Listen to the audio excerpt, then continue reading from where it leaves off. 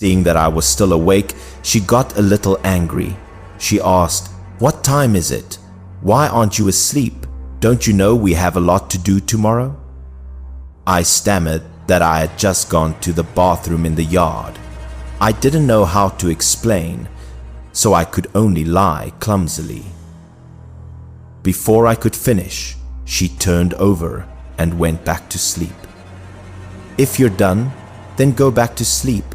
What are you waking me up for?" she said. Of course, I couldn't let it go. I said, "Grandma, when I was coming back from the bathroom, I saw a person in the mirror." Then I changed my mind and didn't want to say more. Since I had seen it through the mirror, but not in reality, perhaps it wasn't a person.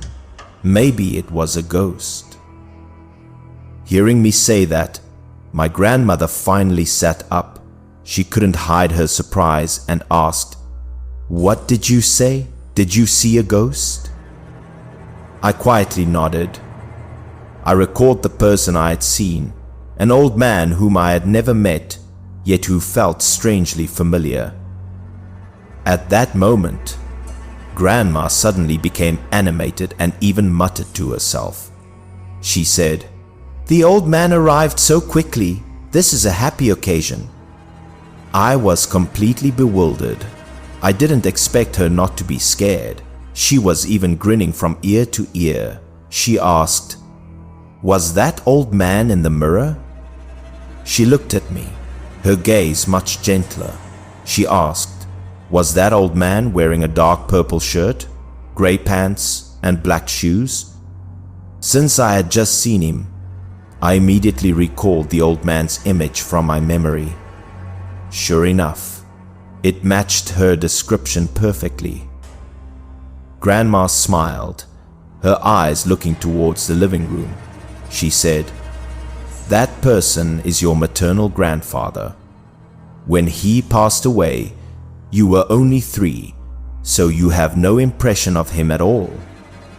Now, as I recalled the scene from before, it made sense why I wasn't scared at all and even felt a strange sense of closeness. At this point, my grandmother recounted the story of going to find my uncle earlier. She said that before going to bed, she had gone to find him to burn joss paper for his grandfather. It turned out, last night, she suddenly remembered. For such a joyous occasion as a younger son's wedding, they had forgotten to burn joss paper to invite her grandfather to the wedding celebration. That was truly improper. So, the two of them hurriedly burned the paper in the yard. They hoped that their grandfather would receive the invitation and come to celebrate with the family.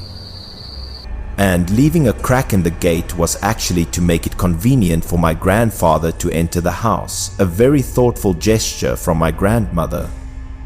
However, even she hadn't expected my grandfather to arrive so quickly. It seemed that he had been dearly anticipating his youngest son's wedding. As she spoke, her eyes welled up with tears.